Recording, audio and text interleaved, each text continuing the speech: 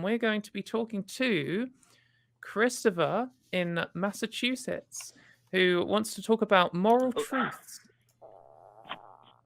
Hey, how's it going? Hi, Hello. Christopher. Hey, How can we hi, help? thanks for having me on. That's all right. Go for it.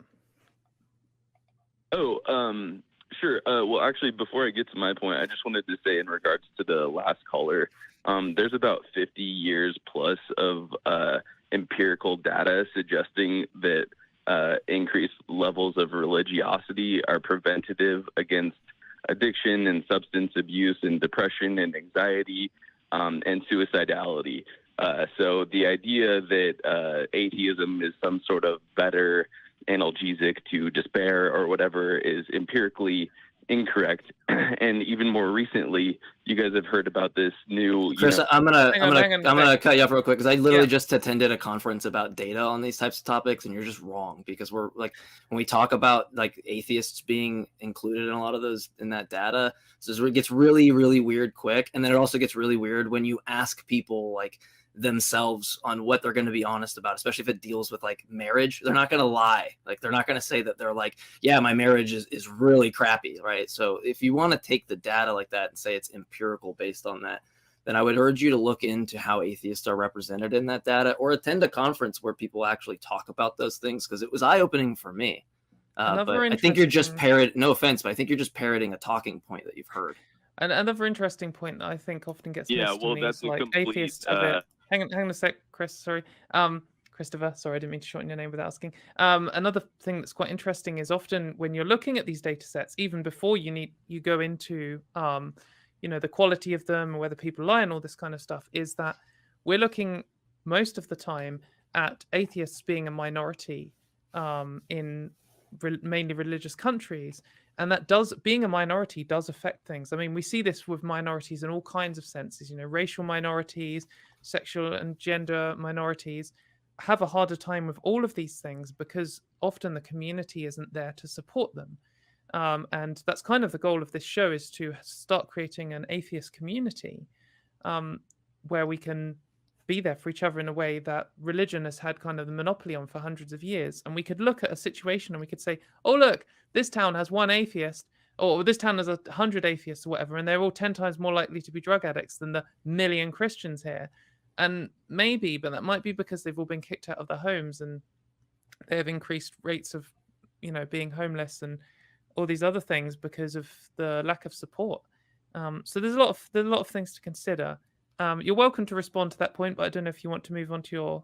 Yeah, I mean, because it's like majority of people in prison are Christians. You want me to like go like what? It's just we can point out some data, which there's more that goes into it than just citing, right? There's like what is the case. But anyway, you have a point about morality that I'm curious on. Sure. Yeah, I'll just respond like with one sentence regarding that. That like. Sure. Over 85% of recovery groups that are for addiction, whether it's alcoholism or drug abuse, are centered around spiritual and religious principles. And there's also decades of literature on that. So the researchers who do study this stuff actually suggest that is. Would you concede, Chris, if I just granted it, would you concede that has no indication? Do you agree utility of something has no indication on whether or not it's true, right? Yeah. Cool. So if I go to my sock drawer and it makes me, it helps me get over something because I have lucky socks, clearly the socks aren't lucky, right? Even though it helped me, right? Yeah, I'm not. Yeah, so there's no point of really bringing it up, right? Because it doesn't indicate truth, and that's what I'm concerned about. Clarify that your guys' suggestion that atheism is some sort of prophylactic is empirically untrue. But anyways, yeah, we can move on to the morality aspect. Yeah, I mean, I'll say the same about the empirical data for the God you believe in, right? Check mark, right? So go ahead with your argument. Okay, sure. So I'll just start with like a basic epistemology. So if you were to say something like the sky is blue, that is a factual claim, correct? Like that is a proposition that has a truth value. It is either true or false, correct? Yeah, but you're using a proposition that's going to reference something mind dependent. So it could be the case that like I just have like some different, like I have something maybe wrong with my retinas or the way that the light actually hits. Also, where does blue do you have stop and grey start? Like the sky where I am is, I live in England, so the sky is rarely blue, but at the moment it's kind of blue, but it's kind of grey.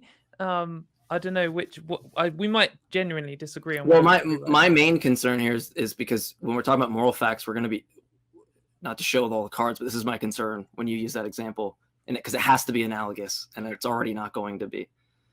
If you're going to talk about something that might be mind dependent perception, when you're going to bring up something about morality, you agree it's going to be a mind independent moral fact, right? Okay, so first of all of your that was a yes or no question. That was a yes or no question. So when you go into, because you're going to go into moral, let me ask you, Chris, you're going to go into propositions about moral facts, right? Yes or no question. You didn't answer my first yes or no question. Yeah, I did. Oh, I did. Look, listen, I'll recapitulate the dialectic for you. It's really easy, right? You asked me a question and you said, is the proposition in the sky or blue true? I say yes, it is. It's mind-dependent notion dependent on me. Guess what I also think are true based on mind. Hold on. Guess what I also think are true, which is going to matter because I'm a moral subjectivist. Guess what also I think are true based on my attitudes and my desires and something being mind-dependent? Moral claims, right? So I just want to make sure that we're analogously attacking something mind-independent versus mind-dependent. Otherwise, your moral thing will be consistent with my subjectivism because it's mind-dependent. Right. So if you're going to give me if you're going to say, is the proposition true? In that case, yeah, it is, because it funnels down to my perception that the sky is blue. When we talk about morality, we're not concerned with people's perceptions or attitudes. We're caring about an independent fact, independent of people's attitudes. So when you give the example, I want to make sure we're using analogous propositions. For sure. So yeah, my question wasn't whether or not the sky was blue. My question was whether or not the proposition. It was a proposition. It's true. Yes. Yes, Christopher. Yes, it's true. And I'm trying to explain to you why it's true. It's true on a mind-dependent basis. And if you're going to go into mind-independent moral facts, then use an example of a mind-independent proposition that's true. Right? That's my point. Okay.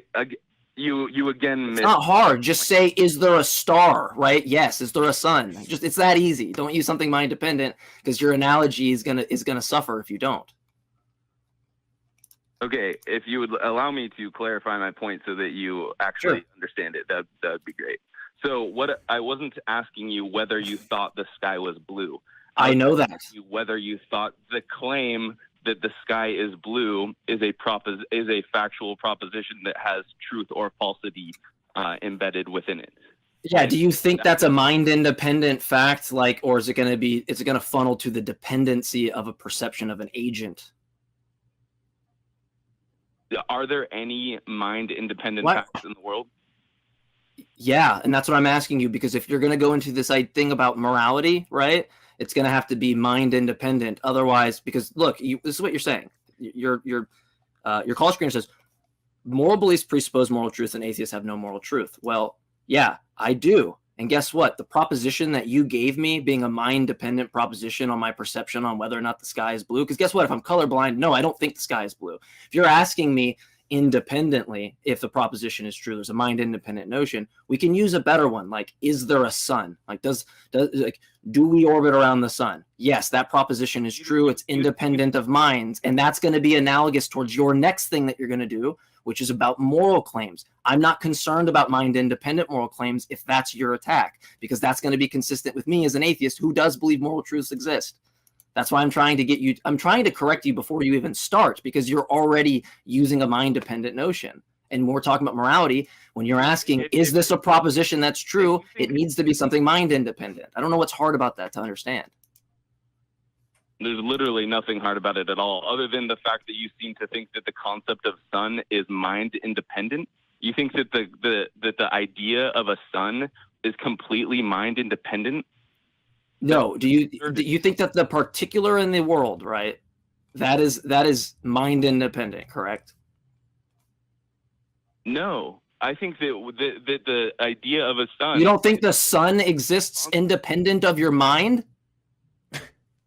Dude, you're already presupposing that the concept of a sun is a mind-independent object out in the... I'm an externalist. Of course, that's my view. Okay, so then there's an external world. What are you talking about? Why aren't you? So since this is like really, really bad for you already, just lay out your view, okay? And then I'll attack it again, because you're not realizing the issue is that is this a proposition that's true or false? Yes, but there's a distinction that matters. Is the perception of whether or not I think it's blue mind dependent? Yeah, it is, okay? Are moral claims supposed to be mind dependent if they're objective? No, right? So for your analogy to work, the analogous property that you need to identify between the two examples, right, that's going to matter is going to be it being mind independent. The reason why I'm criticizing the example is because it's going to matter. I'm a subjectivist. So when I say a moral claim is true or false, it's based on me, right? I'm an error theorist when it comes to objective moral claims. So I'm going to say whatever you give me is a false claim, right? It's a false proposition. Okay, so then if you were to say your own moral claims, they would be themselves false. No. So I think murder is wrong. That's a true proposition. Jmike thinks it's wrong. Why is it wrong? Well, because it funnels down to the attitudes and desires I have. So in the proposition, right, Jmike thinks murder is wrong. We have some components in the proposition. We have murder. That's a thing. There's a referent in the world where that is. There's Jmike's attitudes towards the proposition. That exists. But when someone says murder is wrong, like objectively, right, when they have this objective basis, to me, it's like saying the king of the United States has a beard, right? There's no referent of the king of the United States the same way there's no referent like an objective moral fact. That's why this distinction matters. And it's mind-blowing to me that you've called in about this and don't know, and think that the analogy you proposed about the sky being blue wouldn't be attacked for a mind-dependent basis, right? Which is what you're going to need to do. You're going to need to show a mind-independent basis. It's what it means to be subjective or objective. Dude, if you think that the only way to view the world is through some content external view, and that all of content internality views are like completely false, then like you're supposedly refuting like at least half of like linguistics, including Noam Chomsky, and like half. I don't think you're actually even tracking what I'm saying. You're just going on a tangent. So why don't we just bring you back on track, present the argument? Okay, yeah, sure. Do the argument. Let's move on. Sure. When you say that, let's say, female genital mutilation is wrong, why would you say that instead of I think female genital mutilation is wrong? Because the proposition is true. Because the referent is my attitudes and desires. Therefore, the proposition is true. It's trivial. Yeah, all of my moral claims are just those two propositions are identical. No, there's two distinct propositions. There's a proposition of there's an objective wrong fact about X, which I agree on any proposition, because someone has to establish they have to establish the mind independent moral fact, right? Otherwise, there's no referent. It's like saying the king of the United States has a beard. Well, until you show me that there's a king in the United States, the proposition's false. But you go, oh, the king of the United States doesn't have a beard. Well, that proposition's also false. Wait a second. He either has a beard or he doesn't have a beard. How can they both be false? Well, they're both false because there's no fucking king of the United States. The same way that there's no objective moral facts that are being presented, right? So why is it true when I say it? Because when we actually look at the referent in the world is me and my attitudes. So yeah, I can rephrase it to saying I think murder is wrong. That's fine. But the proposition is true because the referent that I'm telling you is me and my attitudes, right? Why is it wrong? Because I fucking think it's wrong. That's why. Okay, so when you say the proposition, there are no objective moral facts, is that just your own belief, or is that a mind-independent truth? I'm saying that so the idea behind you having a desire untethered or an ought that you should do untethered from your desires or normative states is incoherent. So yeah, I don't think they exist. It's an incoherent notion. Yes, dude, you didn't answer my question. You just repeated your own belief. Okay. So what's the question? Is the proposition that there are no mind-independent moral facts just like your own belief, or is that a mind-independent fact? There's no referent of a mind-independent fact, right? So what's going to happen to the proposition? It's going to be false every time, right? Dude, you just literally are repeating yourself. Like I'm asking. Okay, what is it? What is it that I'm not elucidating for you? Because I don't know if you know, but when you present an argument, usually it has premises and a conclusion, and I'm waiting for that. But you keep asking me questions, right? So what are the premises of the argument? What's premise one? No, not question. What's the fucking premise? Question isn't a premise. Give me a premise. Dude, the premise was, you read my premise from the beginning. Was what? What was it? What was the premise? That moral propositions presuppose moral facts or moral truths, and that atheists have no basis for moral truth. Yeah, and you're and so listing that right now. Like you're doing a perfect job at explaining why you actually have zero basis to believe in your own moral propositions other than based on your own attitude. No, because so what do you not understand about the fact that you have a desire or an attitude towards something, right? And you think that thing is wrong, right? And then therefore the proposition is true because there's actually I think X is wrong. If that refers to me having the attitude that it's actually wrong, then there's nothing about that that's going to presuppose some like moral objective fact or something like that, right? So I don't even know what it is you're trying to get to with that, right? Because from your view, you're a theist, right? From your view, yours comes from a mind-dependent notion. Yours comes from a God, right? That's what stems it. So let me ask you, what's the contradiction in a God that's exactly like your God but makes one different moral decision? Why is your God morally necessary? Why is that the case? What is the contradiction in some other God that determines what the good is that's just not the same as yours? Because I don't know how your criticism towards atheists is going to apply if the notion of your moral facts are mind dependent upon a God who could just decide, you know what, I don't think homosexuality is wrong. Because there's no really reason given why they think homosexuality is wrong. It's just a command that that's the case. So what would be the contradiction in some other view? You can't think you have some force in a moral argument when yours is easily like, we can make a derivation and we find no logical issue there, right? I'm not saying anything about the right or wrong propositions that a God believes are true or false. I think that the Platonic form of good is almost tantamount to God. The Platonic form of God. Okay, so you're a Platonist in this case. What's the causal connection from your knowledge to Platonic items for you to know that's true, right? Because I'm just interested in like how you actually get there, right? So you think that there's this abstract of goodness, okay? The way that I look at knowledge is like S knows P if and only if S has some causal connection to P, right? So like I know that there's a bus because like there's some actual connection. So what is it that has you have access to Platonic truths about goodness? What is that? I don't know that I have access. But you think it's the case? Yes, I do believe that it is the case. Okay, so you admitted you have no epistemic justification, yet you think you're epistemically justified? That's a complete straw man, dude.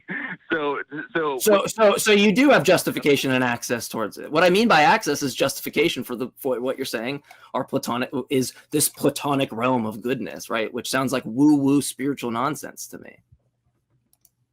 Okay, so like, do you think that we have made historical like moral progress in humanity, like the abolishment of slavery and the increase in liberal rights and freedoms for women and minorities, et cetera, et cetera? There's progress in society that aligns with my attitudes and desires. Yeah. Agreed. There's also not that though, right? So you think that the world has made moral progress, correct? Largely. No, sorry, Katie, you go ahead. I've been talking. Well, no, that's fine. I mean, it's made, if we pick a time like 1951 and then we pick another time like 2017, then on lots of the issues that I care about, it's made like progress. But I mean, there were times like, I mean, if I pick some issue like gay marriage or just homosexual relationships, there were times in history where they had a better situation than we do now because there wasn't stigma even in some cultures, and then in other times, and like it's kind of getting worse now. I think that 10 years ago there was a better social attitude, at least in my country and lots of the USA. So it's not, I don't know, like the idea of just general progress is so vague and across the entire world. Like Brunei recently brought back the death penalty for homosexuality. So I think that's too vague a thing to say. Like the world has made vague progress. I guess the UK has made progress since the 1900 or something. Yeah. Is that what you mean? Okay, so it's okay, fine. I didn't mean moral progress everywhere at all times forever. What we can do Yeah, is but even say, generally, US it's very hard to say generally. Dude, okay, so I'm going to be more specific. Has the US made moral progress in the last 200 years? The progress is so you know what, look, so you sound like you read up on some philosophy. So do you know what normative means, right? Yes. Yeah, so like to be in accord with some standard or goal, oughts or shoulds, right? Yeah, so think of the word progress. Progress is normative, right? What it means for someone to be in accord with progressing towards a goal assumes the goal. But if I have a different goal than you, that's not progress, right? So when you ask me, is it progress? This goes back to what I said earlier. The referent in the world of what I'm saying is progress deals directly with the referent of my attitudes and desires. So yeah, I can say it's progress. It's the moral progress I want to see. I'm not saying the US is making like an objective moral progress or something, right? Towards like not imposing on someone's will or something like that, right? That's not, I'm not making some claim like that. I'm just making a very simple claim. I'm a subjectivist when it comes to moral propositions that directly relate to my attitudes, and I'm an error theorist when it comes to what are called categorical imperatives, right? That is an incoherent notion. I think that doesn't exist. So I don't know where the flaw in like saying that I what am I presupposing? Let me just ask you, because that's your whole thing. What am I presupposing? Can I say something now? Like, Jesus Christ. Okay, so I mean, that's fine, but your whole call was that we're presupposing it, and if you don't want to answer that and expose me right away, then I'm curious why that was the point of calling. Okay, so am I allowed? Can I speak now, or? That's fine. We're going to admit that you're not actually going to expose me for the thing you're calling for, and you're going to divert to something else. You've now got the floor, but you could either you could trounce Jmike right now, or you could say something else about how we talk too much or something. It's up to you. Go for it. No, okay. So you said yourself that you believe that we have made moral progress according to your own values. So just imagine that trajectory ad infinitum. Does it ever reach a point of perfection, or is it like asymptotically approaching some sort of infinity, or how do you conceptualize that along my the understanding lines of progress? I don't know the outlines of where it goes. What should I know that? Yeah, and I guess no, but you clearly have a spectrum of less moral to more moral. So imagining the most moral possibility. Okay, but Christopher, you don't think that you think that right now I have all those. So this is what's weird. What's weird about it is that like I'm gonna live, right? And even tomorrow I could come up with something and go, wow, I think something I held prior. Like let's say and this is actually something that I am working on, because I hold a moral principle that is in conflict with me eating meat, right? And so it could be tomorrow that I actually, and I've been making the efforts not very successfully, but it could be the case that tomorrow that changes, and different attitudes I have towards what I think are moral or right are going to change. So right now asking me where that progression goes assumes that I just know everything that's right or wrong in that case. I'm going to discover things where I go, you know what, wow, I didn't know that. I do actually think that's wrong. Or better yet, I'm in conflict with my own moral principles in this given situation, right? So I don't know why you expect somebody to have the answers, or as if they potentially aren't in tension themselves. Because I can easily admit that I'm in moral tension. You're a fucking liar if you say you're not. You're not a human if you say that. I didn't say that you absolutely know what the state of the absolute moral perfection looks like. All I'm saying is that you're presupposing it to even interpret your progress as being towards better and away from worse. No, because I have an attitude and things that are in accord with that attitude or desire that go in accord, or I don't have to presuppose that. That is literally, I have this goal that I recognize, and things in the world either go in accord with that goal or they don't. Usually don't. It's just my normative standard. And you are, Exactly. And so the maximum. So what's the presupposition? How am I presupposing my own attitudes? You're presupposing that there is better and there is worse. Like okay. So I'm presupposing conscious states that I can recognize of a gradient of ones that I prefer over others, and that I can recognize maybe other conscious creatures who also have this gradients of experience. What the fuck type of a presupposition is that if it's an acknowledgement of the experience and then describing after the fact what I want to be in accord with that experience or attitude? How the fuck is that presupposing anything? How can you even move towards a higher moral future if you don't presuppose that there is a higher moral future there to actualize? Why would I assume that there would be, that even if I had some desire that we could even get over that hump? It could be the case that that's not actualizable in any way. If I'm just in a world where I'm absolutely suffering and I think it's more moral for me to get out of that, but it can't be actualized, right? Then it's going to be the case that I might not be able to make progress towards that. But I don't presuppose that I can. It could just be the case that I'm stuck in hell for fucking ever. The mere fact that you are acting out in the world presupposes that those actions are better than other possible actions. Okay? No, it's recognizing an attitude comparatively to another attitude and understanding that I prefer one of those over the other, or a conscious experience and preferring it. It's not, there's nothing presupposed about it. What do you know what a presupposition is, right? You know what a presupposition is, right? No, I have no idea. No, I don't. I don't think you do, right? Because I would have to be presupposing something where I'm actually, in this case, looking at something in my direct experience and then describing after the fact, and then saying I want to be in accord or out of accord with those things. Where's the presupposition? Right. I could just acknowledge it and then go, I really like pain or these things, and I want to actually be in accord with the opposite.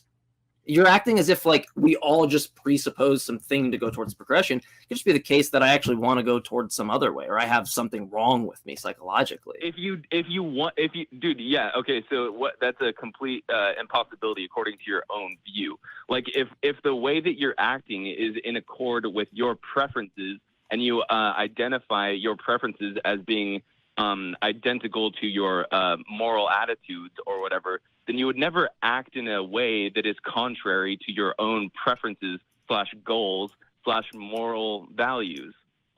Not unless I have some type of look. So when I cooperate with another person who gives different moral position, yeah, if someone gives me a different type of outlook on something and we have moral disagreement, and then I come to like, wow, okay, yeah, I'm like, it feels like you're making the statement like you can't ever do anything selfless, because when we reduce it all, it's going to come down to the fact that it's really just in accord with your desire. Yeah, I mean, everything's going to be in accord with the desire, but the desires can be updated, right? I can go from an antithetical view of some moral proposition in 5 minutes because of some moral disagreement. A conversation like this or someone else's conversation. In fact, I was a moral realist like a year and a half ago, right? So clearly, like, being in accord with my desires or not being in accord with my desires will shift based on what I change to. But like, yeah, I'm a determinist in some ways too. So I don't know what the force of your argument's going to be in the case that I recognize I like chocolate ice cream and I do the chocolate ice cream. That's what I recognize. Whether I have volition in the matter or something like that, it's irrelevant. I'm not appealing to the consequences of the case.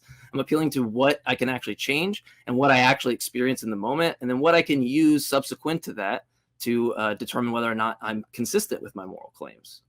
All right, that's what I'm concerned with. But I don't know how any of that got me to believing the God that you believe in, right? Because let's just say, Christopher, that you absolutely destroy like the atheist moral position. They don't have right. Okay, you came to my house and showed me my TV doesn't turn on, but you think that your TV does turn on. Clearly, coming to my house and showing me my TV's broken does fucking nothing for me to tell me that you have like some TV package. Well, we won't use specific names, but you have some TV package and I want to watch it on Sunday, right? And hang out with some friends. I'm gonna have to go to your house and see if it works. So I don't know what, like, showing an atheist that even if they didn't have like moral truths, what that would matter. Your God still hasn't been shown to exist, or that there are objective moral facts in the first place, which wouldn't even be my position, right? Because I don't think they're moral facts. Yeah, I understand that you don't think there are moral facts. So, okay, well, whatever. I guess the only thing that I would say to that is that basically, if all that is if all that moral propositions are just mere preferences, then do you think that having that sort of philosophical foundation for all of our court systems in the Western world, where every judge is basically just saying, That's not how it works. Like, It's society. Yeah, so society cooperates with other agents and minds, right, to confer on what works best for the society. And we do, in those cases, we do have to presuppose that, like, one thing would be better for someone else in some case. There's going to be issues there. That's fine. But look, okay, I have to figure things out. You have, it's okay. It's okay to stone whoever, or gay people don't get the same rights. And why is that wrong? Because God says so, right? Because a book says a thing. Like, right, I can actually confer with my attitudes. I can look at other people and see what they think, and then go, wow, okay, I recognize that when I swing my fist, it's going to land at their nose. They don't like that. I don't like that. That's something I can agree with. I didn't have to go, well, in verse whatever, it says this, and I don't even know why God thinks that's wrong in the first place. We can't even elucidate why that should be wrong or shouldn't be wrong. So I don't know why you think like you're coming here with this head like you have this superior moral system, when in reality it's just whatever fucking God tells you. If he had told you X was okay or not X was okay, that's just what would make it okay, right? I can at least have an analysis with an agent and ask them, right, what they like, what they don't like, and come to some agreement, right? And it actually affects some like experiential state of the person. The victim actually matters in my case. Why should you ever consider anybody else's preferences above your own? So that's how I feel. That's much better than a book says a thing. Do you agree? Sorry, say that again. Do you think that me conferring with attitudes and other people's attitudes is better than a book says a thing? Because I think so. Even if I concede to you that it's on rocky territory, I think it's much better than a book says a thing, and therefore X is wrong because God said it was wrong, and he didn't actually give us a reason why it was wrong. Especially when God's changed his mind on what's wrong for a time, showing that it's arbitrary. So I think that if you like chocolate ice cream and I like vanilla ice cream, there's nothing you can do to convince me that I should like chocolate ice cream. It's a totally useless argument to have. And if so the book says a thing is the thing that convinces you that you should eat chocolate ice cream, though, right? The book says a thing. That's the thing that should convince you, not an actual real agent that you can discuss with. I don't totally agree, because you can. Have I ever said that? Have I ever said that? Have I ever mentioned a book or Christianity? Have I ever mentioned a book or Christianity? Sure, that's fair. That's fair. I'm not. Look, I said a book. Do you take as a theist from scriptural doctrine or not? And I'll apologize if not. The quality of your philosophical discourse, dude. Let's just answer. So just answer the question. Slamming you for like half an hour solid. Just answer. Chris, don't worry about the meta, Chris. Just answer the question, because I want to apologize to you if I strawmanned you. No, we need to move on because we have other callers. So just okay. Do you take scriptural doctrine for your theism? I don't. Say that one more time. Do you take any type of scriptural doctrine for your theism? Not literally. Not literally, but you do. Oh, so a book does say a thing, though. You're right. I'm not wrong. The book still says a thing. Book does say a thing. Okay. It just doesn't literally say it. We have to interpret what the book says. Did I say that it's inerrant or anything, dude? I think we've had a good discussion. I mean, if you get your look, Christopher, this is really easy. If you get your moral facts independent from the God you believe in, then you believe in a useless God, because you determine the facts without God, which is what atheists would do. So congratulations, you defeated yourself. And then two, if it is from the God, then a book says a thing, and I was right. So we'll move on to another caller, because this is about as winded as I can get. Thanks for calling, Chris. Christopher, you can call in and give us some more arguments in the future. I mean, a book says a thing. I feel like it's a general, like, when you say book says a thing, I get all of my religion actually from a temple wall. It's like, well, it's no different, is it? I mean, just because it's not literally a book, it's not the greatest. Yeah, I mean, let's concede rocky moral foundation. think it's a little bit above a book says a thing. Just me though. I don't know. Especially if like that book says a thing shouldn't be taken literally, and it isn't literally the word of like, you know, come on, man, that's ridiculous. It was a good call. I'm glad you got a good rant in there. I'm sorry. I'll take the next few. I liked his take the next few weeks. I'll have to listen. And so. He's like constantly on the defense, like tripping up the whole way, and then he was like, "Oh, well, if that's the quality of your like arguments, mate, it's like I don't think you're in a position to do that, burn, mate."